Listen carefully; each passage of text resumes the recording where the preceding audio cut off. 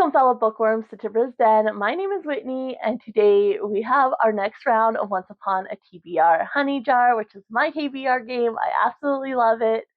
Though this year I'm doing it a little different, so I'm just doing it as I finish the books from the previous game, or if I decide, you know what, I'm not really feeling that, so I'm not going to read it. You know, and that's the thing too, and I'll just play my next round. And so yeah, before we get into the gameplay, I'm gonna go through the books from last round. It has taken me 2 months to read the books. I ended up with, let's see, 9, 10, 11, 12 books for the game itself, and then I had some extras as well. So we're just gonna go through the game books real quick. And that way we know if I do end up finishing all the books, I still get my little reward token. And if I don't, then I don't. So let's go ahead and get into it. So first up, we had our character pull or roll. And we got an owl, which was to read a memoir, biography, or any nonfiction. And I chose an Unseen by Molly Burke, which I did read. Next, we pulled a blue disc, which is sci-fi, and we had gotten the Seven Sins / Virtues, and I had rolled Diligence. So for that, I chose The Martian by Andy Weir, which I did read. I was originally going to read the adult version, then I thought about listening to it. Then, because I did a really fun video called Roll for Reading, which was inspired by Sarah Hart's books video, and she was inspired by this creator called Adventures in Ardia, who does Roll for Sandwich, who I started watching, and then I wanted to do it.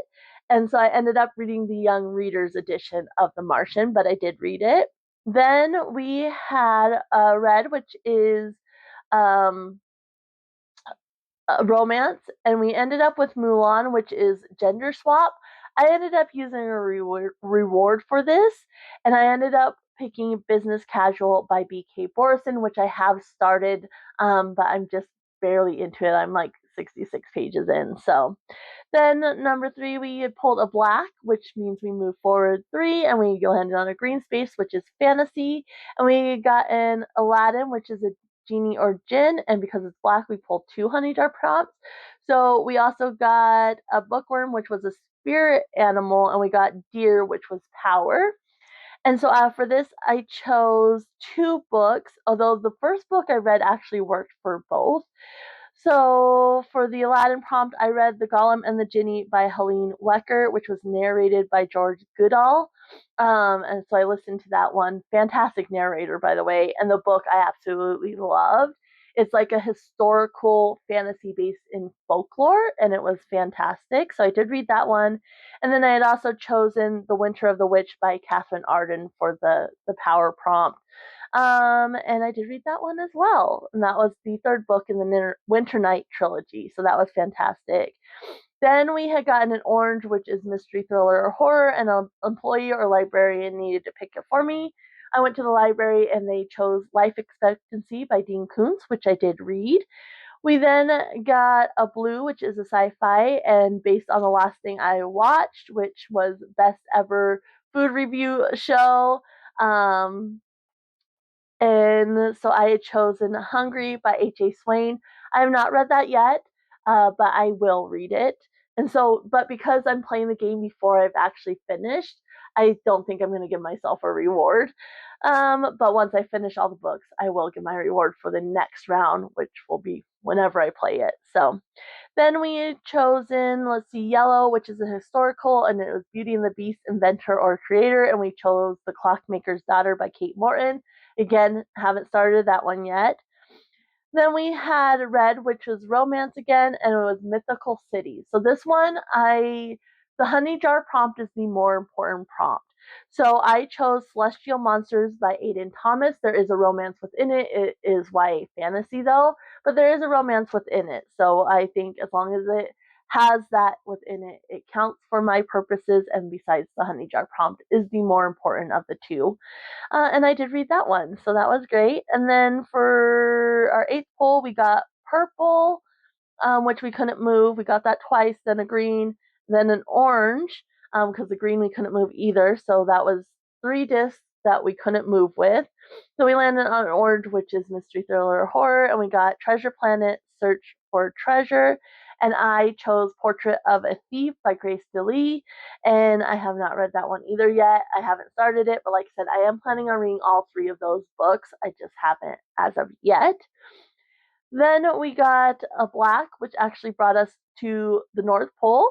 And so we didn't need to worry about a genre, but we still had to pull two Hunny Jar prompts. So again, I chose two different books for these.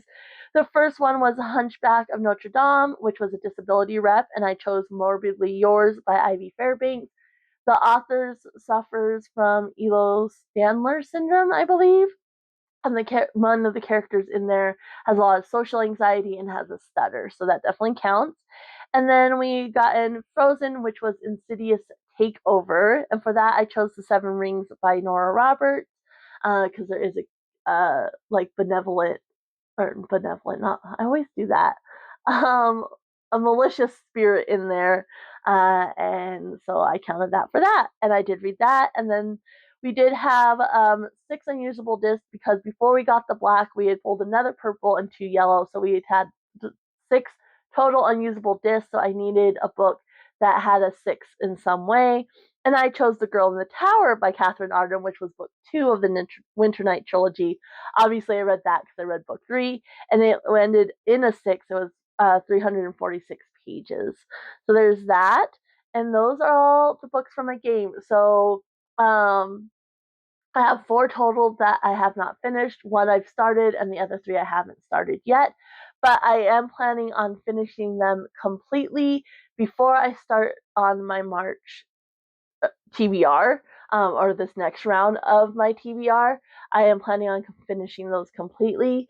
So as long as I do that, I will get a reward. I can't use it for this round, but I'll be able to use it for next round. So as long as I finish those, I will get my reward token, which allows me to forgo a Hunny Jar prompt. I do have a stack of books that I want to get on this TBR. None of them are like hard and fast. One of them's my family book club, so I will be reading it regardless. And the other one is a Dungeon Crawler Caro book, which I'm reading with my husband. I'll be reading regardless, so I would like to get those 2 specifically on. And the others I just really want to get on. And one, I'm doing another round of roll for reading. I've already chosen my book for that. And so I would obviously like to get that book on as well, so I can kind of double up a little bit. But other than that, I think all that's left to do is get you over to the game board and see what our rolls are. I'm hoping, I took it really easy coming off December. That's a big reading month for me because I do my 24 days in Bookmas, so I'm reading a lot. And so I really took it easy these first, 2 months of the year. But I'm hoping my reading will pick up back up in March. Now, April is also Aurelium, though, so my next game probably won't be until May, but you never know because I love my game so much. So we'll see how many books it gives us, how long it takes us to read them, and if I can kind of do another round in addition to Aurelium, I might. But Aurelium's also another big reading month for me, so we'll just have to see how it goes. So yeah, let me get you over to the game board, and we'll see what happens. All right. Let's see if it will focus today. So just a reminder, if we land on a blue, that's sci-fi. Yellow is historical. Green is fantasy. Red is romance. Orange is mystery, thriller, or horror. Purple is actually a completely free pick, so any genre, and I do not need to choose a Hunny Jar prompt. And then if we land on black, we move forward 3 spaces and use the genre for that color. And I also have to pull 2 Hunny Jar prompts. As far as our character, if we roll a 1, that's Christopher Robin, which is a coming of age or middle grade. 2 is Pooh Bear, which is a classic or comfort read. 3 is Piglet, which is not a by author or reread. 4 is Rabbit, which is a free choice. 5 is Owl, which is a memoir, biography, or nonfiction. But we did roll Owl last time, so I have the option to re-roll if we roll him again. 6 is Tigger, which is lighthearted or fast-paced. 7 is Eeyore, which is literary or dystopian. And 8 is King and Roo, which is a manga, graphic novel, or a children's book. Let's go ahead and see who we're going to roll. Shake the dice really well, and then... Okay, so we got a 3 here, which is Piglet. We haven't gotten Piglet for a while. So Piglet is an auto by author or a reread. So let's go ahead and get the game all set up and I will be back. All right, so we have our little Piglet ready to go. And another reminder, we do move 2 for each color other than purple and black. So let's see how we're starting off the month. And this one. Okay, we're starting with the yellow, which is historical, and 1, 2 doesn't move us very far, but that's okay. So a historical that fulfills the prompt of. Okay, that's so fitting. So we actually got Piglet for our first pull as well, and it's a small book, which is less than 250 pages. That was a cute start. I'm enjoying all the Piglet. Piglet's one of my favorite characters. Eeyore's my favorite, but I do love Piglet. All right, we have a green, which is a fantasy book, and that moves us 1 and 2. So we need a fantasy that fulfills the prompt of. Okay. Ooh, yes. So this is a bookworm, and it's the tarot cards. So I can use the tarot cards and do a book based on that. And I did put spirit animals back in. I'm trying to not put things back in until I go through the whole all of the Hunny Jar prompts, but I do really like spirit animal, and I've only been able to use that once. So I did put that back in, and then of course the gender swap, since we did use a reward on that one. So next, oops, I got 2. Drop that one. Okay, a blue, so a sci-fi, and 1 and 2. That actually moves us pretty far. And we need a sci-fi that fulfills the prompt of. Do this one. Okay, a sci-fi with a neurodiverse rep. This is Lilo and Stitch. All right, next. This one. Okay, an orange. We're getting all the colors, which is nice. So 1 and 2, another big jump. And we need a mystery, thriller, or horror that fulfills the prompt of. Go this one. Ooh, okay. This might work for horror. It's Coco, and it's Underworld Rep. Next up, let's see here. Let's do. Okay, another orange, which is 1 and 2, and that says rabbit to next red. We're not playing rabbit, so it doesn't count as a special square. So another mystery, thriller, or horror that fulfills the prompt of. Okay. Interesting one. So we got another. Come on, focus. Another Lilo and Stitch. He really does not want to focus on this one. And it's Sibling Raise. Next up, let's see here. This one. Okay, another yellow, so another historical. And that gets us really close to the end. We got 1 and 2. So a historical that fulfills the prompt of. Let's just go for this one right here. Okay. So it's Peter Pan, so it needs to be a historical that is young adult or younger. So no adult books, a historical that's for younger readers. All right. So if we get a red, blue, or black, we're done. Purple or orange, we can move. Green or yellow will have to go off to the side. So let's go ahead and see what we get here. Okay, so we can't move yellow, so that will just go down there for a moment. Okay, we get a black, which means we do need 2 Hunny Jar prompts, but that brings us to the North Pole, so we don't need a specific genre. And if I can make one book work for both the Hunny Jar prompts, then I can just choose one book. This one's jumping out. Okay, so we have Encanto, which is Family Secrets. And we also need to fulfill the prompt of. Let's do this one. This is a fun one. And this is TBR in title. So I need a book that has both a T, a B, and an R in the title. And so we'll see if we can combine the two or not. But we also have the one unusable disc, so I need a book that deals with one in some way. I'm going to go ahead and go choose my books, and I will be back with you guys. All right, I just wanted to do my tarot deck pull real quick. So I have the Tarot of the Divine by Yoshitani.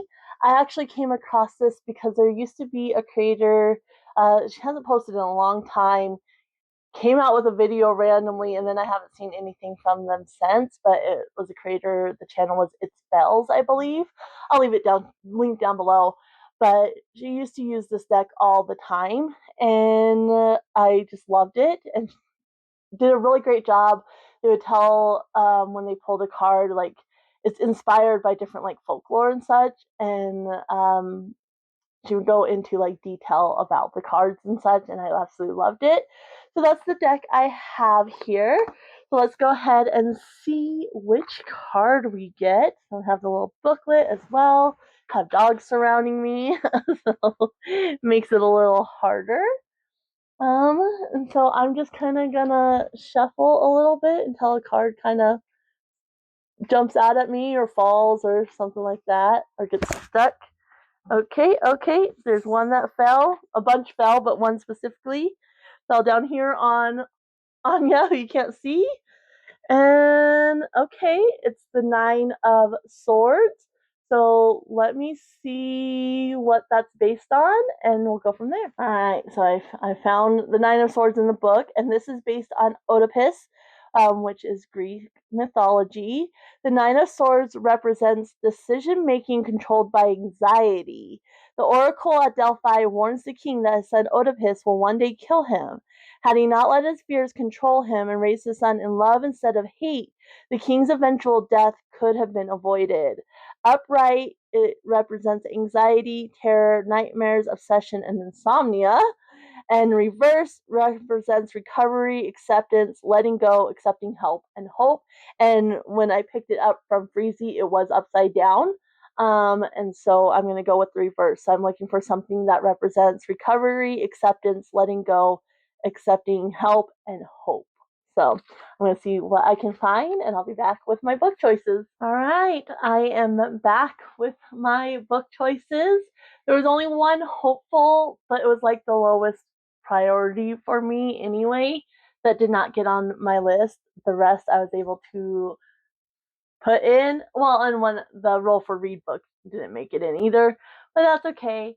And so, yeah, let's go ahead and get right into my choices. So, of course, first we rolled Piglet, which is an auto by author or a reread. And for this one, I went with Alix Harrow, The Everlasting.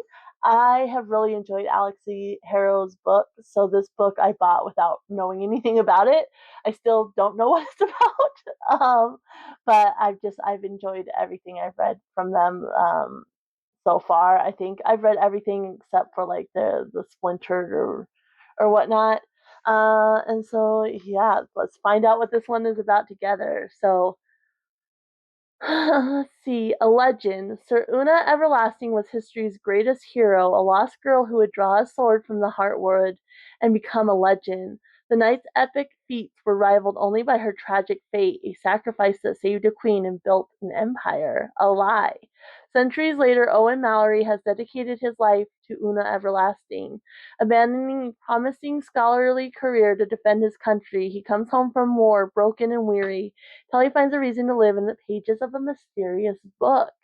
A love story. Sent back through time, the historian's task is to ensure that Sir Una meets her tragic fate, but instead Owen falls in love with the complex woman behind the legend.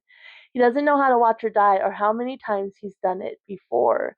To rewrite Una's legend, they'll have to rewrite history itself. Interesting. So it sounds like it's a little bit based on Arthurian legend. This little blurb says equal parts Arthuriana send up and time traveling tragic romance.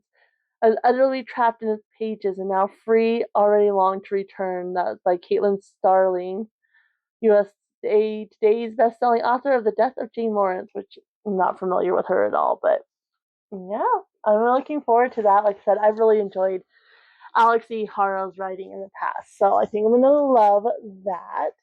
Then we got another little piglet. So we pulled Yellow, which is an historical, and we got Piglet, which is a small book, less than 250 pages.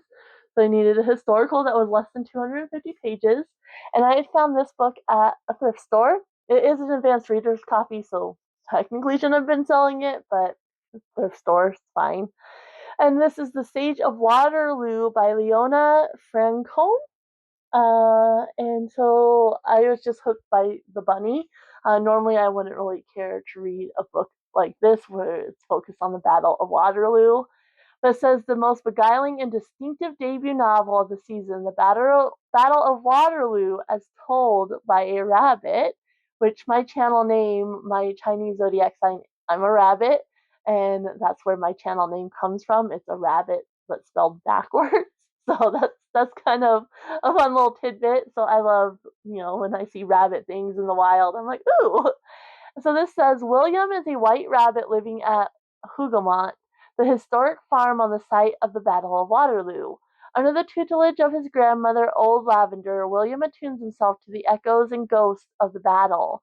And through a series of adventures, he comes to recognize how deeply what happened at Waterloo 200 years before continues to reverberate. Nature, as Old Lavender says, never truly recovers from human cataclysms. Published to mark the 200th anniversary of the battle, The Sage of Waterloo is a playful retelling of a key turning point in human history, full of vivid insights about Napoleon, Wellington, and the battle itself. And it's a sly, profound reflection on our place in the natural world that brims with the imaginative power of Andrea Boret or Anthony Doerr. So yeah, I'm tentatively excited. I think it'll be a fun take on a historical battle. So that's going to be interesting to read, hopefully. Hopefully, I enjoy it.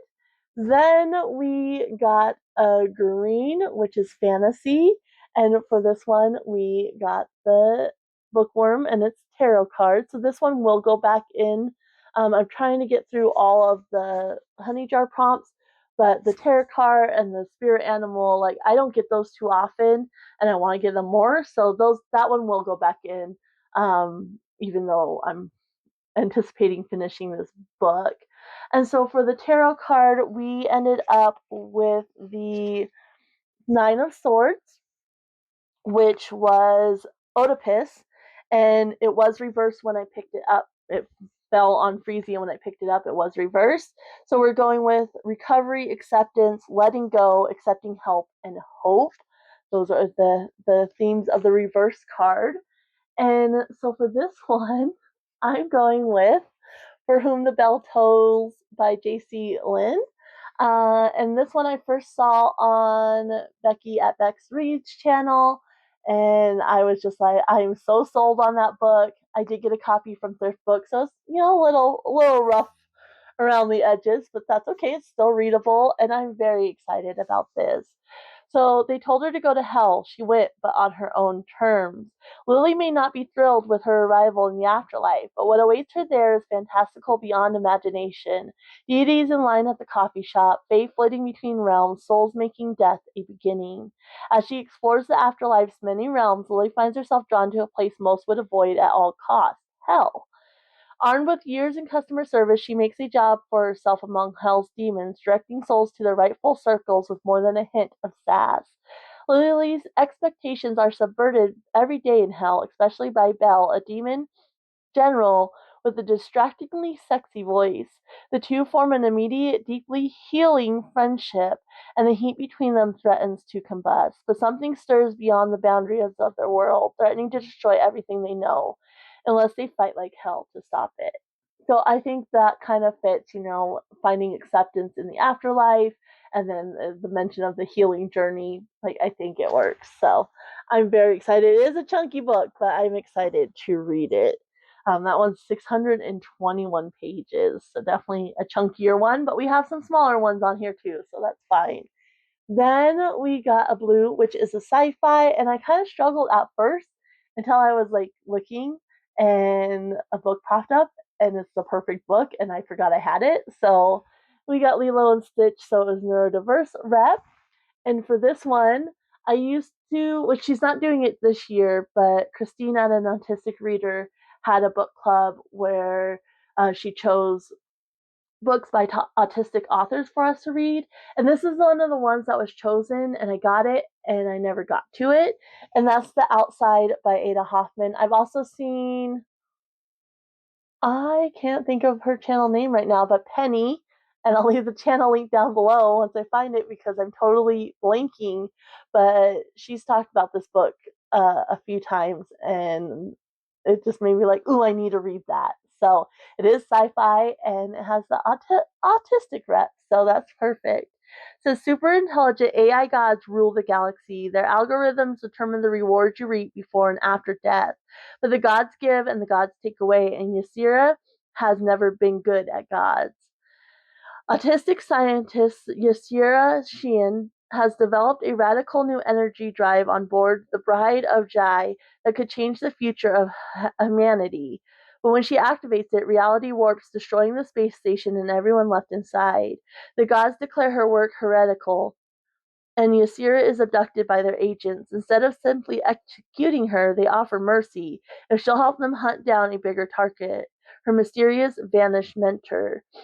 With her homeworld's fate in the balance, Jaysea must choose to trust the gods and their ruthless post-human angels, or the rebel scientists whose unorthodox mathematics could turn her world literally inside out. So, very excited to finally be getting to this one. Then let's see here. This next one, I kind of fudged a little bit on the genre. So, orange, mystery, horror, or thriller. I thought, oh, this will be easy. I'll read a horror that has underworld rep because this is Coco. I was looking and I could not find anything that I had on my shelves that I was interested in reading. So this one I do actually have next to my mystery thriller and horror, because I have her other books over here. And so I'm going to be reading The Gods of Jade and Shadow, just Gods, no the. Gods of Jade and Shadow by Silvia Moreno-Garcia. Um, I was supposed to read this last year, never got to it. I read The Bewitching by this author and absolutely loved it. And this is like the Mayan underworld. And I think there's going to be some like thriller elements and a little bit of horror elements as well, even though it's more like folklore and fantastic. But folklore often has like horror elements for sure. So says a young woman and a Mayan death god embarked on a life-changing journey in this one-of-a-kind fairy tale inspired by Mexican folklore. The Jazz Age is a time of daring dances and fast music, but not for Cassiopeia Tunn. She is stuck in her dusty small town performing menial chores until the day when she opens a curious wooden box and accidentally frees an imprisoned deity. In the company of the strangely alluring god and armed with only her wits, Cassiopeia begins an adventure replete with malicious ghosts, shape-changing sorcerers, and powerful magic. Her cross-country odyssey will take her from the jungles of the Yucatan to the bright lights of Mexico City and deep into the darkness of the Mayan underworld. So, very excited to, like I said, I was supposed to read it last year, didn't get to it. And then I read The Bewitching and loved it. And I have this one and Mexican Gothic on my shelves as well. So, this will be next up, and I'm very excited for that. Then we got another mystery thriller or horror, and this one was Lilo and Stitch again. They're back, and it was sibling raised. And so for this one, I am going to go with Flowers in the Attic by V.C. Andrews. I have a bunch of V.C. Andrews books. My sister was a big fan of V.C. Andrews, even though I think she wrote Flowers in the Attic, and then I don't know if there's any of the other books that are actually by her, but then it's been a ghostwriter, which has been that way for years. Like, she only wrote this series and then maybe another one. I don't quote me on that. But I know she wrote this series, and then she passed away and her family hired a ghostwriter. So all the books that have been published have been a ghostwriter, not the original author. So I've been interested. I've never read Flowers in the Attic. I've read other books, but never Flowers in the Attic. And so I've been really interested in reading these, especially since this is the actual author and not a ghostwriter. I'm interested to see what I think about it. And so basically, this one, Their father dies, and they get locked in it's 4 siblings that get locked up in the attic.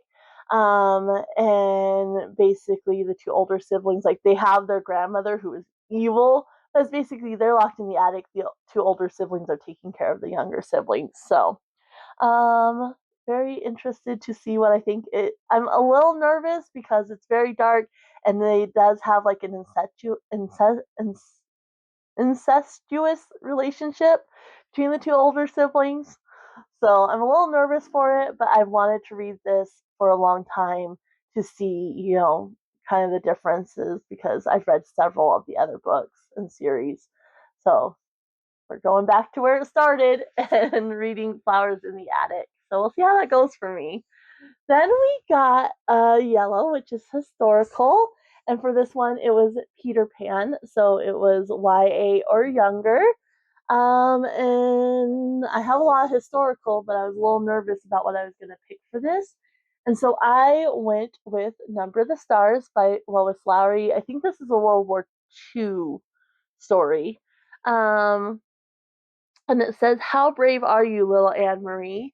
Uncle Henrik asks his 10-year-old niece. It's 1943, and to Anne Marie Johansson, life in Copenhagen is a complicated mix of ordinary home and school life, food shortages, and the constant presence of Nazi soldiers.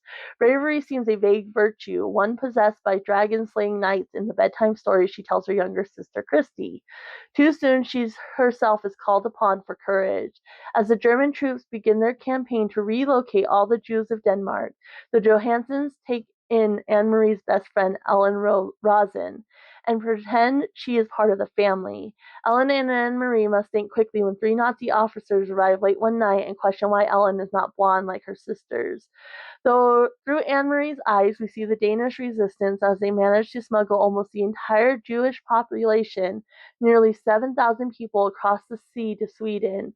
In this tale of an entire nation's heroism, Lois Lowry reminds us that there is pride and human decency in the world, even during a time of terror and war. So, obviously, very short, which is good because of the other chunky books I have on this TBR.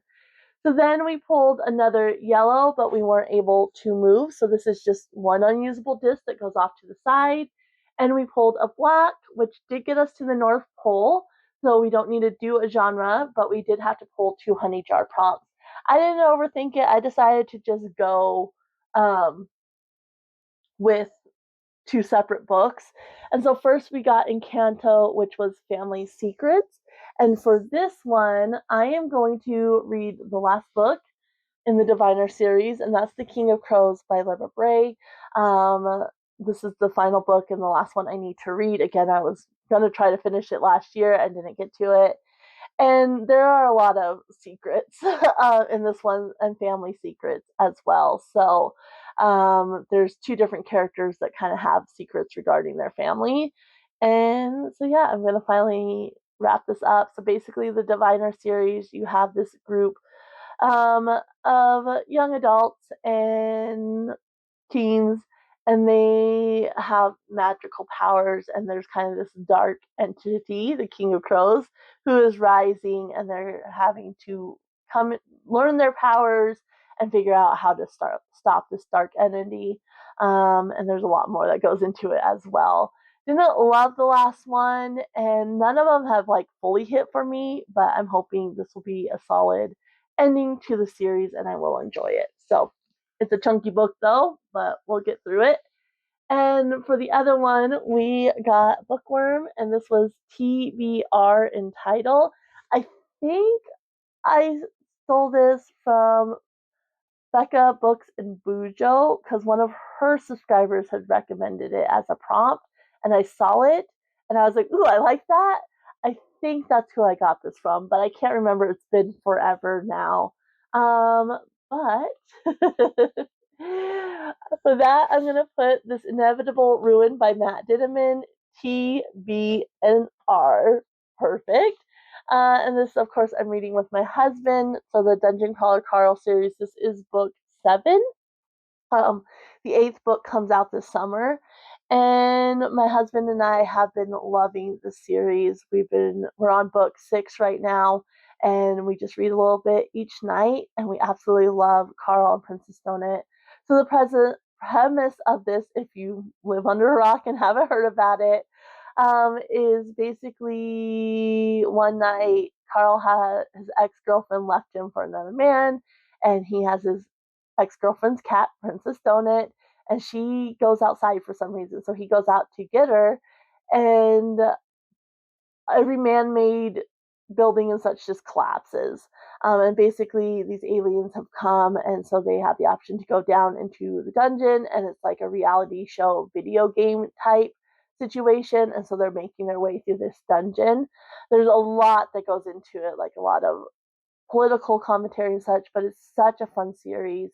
I've laughed out loud so many times. Book 3 is still my favorite. Nothing has beaten that one yet, but there's just a lot that goes into it, a lot of depth, while on the surface it's just a fun, fast-paced, good time. So yeah, I'm going to be reading it with my husband anyway, so decided to put it on the TBR. And then for that one unusable disc, I'm going to put my family book club's pick, which is Taurus Season by Bryn Weaver. This is the first book in this trilogy. And so it's the Season of Carnage trilogy. So it works for the number one. It says, "Welcome to Cape Carnage. Visit once, stay forever." Cape Carnage is a seaside town of colorful houses, quirky shops, and an unusually high body count. With Taurus comes trouble, and Harper Starling won't let anyone ruin her picture-perfect home. A skilled gardener with killer instincts, Harper protects her sanctuary and her aging mentor with a fading memory at any cost. Troublesome tourists don't check out of Carnage. They compost beneath Harper's award-winning flower beds. But Nolan Rose isn't your average tourist. Devilishly handsome, disarmingly charming, and skilled with a blade, Nolan is relentless in the pursuit of revenge. On every anniversary of the hit-and-run accident that fractured his life, Nolan slays another target. And he saved the best for last, the undeniably beautiful Harper Starling. The problem? Harper isn't the monster he expected, and she won't go down without a fight. When an amateur true crime investigator comes to Cape Carnage on the trail of a long-lost serial killer, Harper and Nolan strike an uneasy truce. If Nolan helps Harper protect her town, she'll keep quiet about his hunting habits, for now. But their alliance soon spirals into obsession, one that threatens to shatter every secret in Carnage, including their fragile love. It has a cute little map as well. I love the colors of this. And yeah, that's my family book club pick.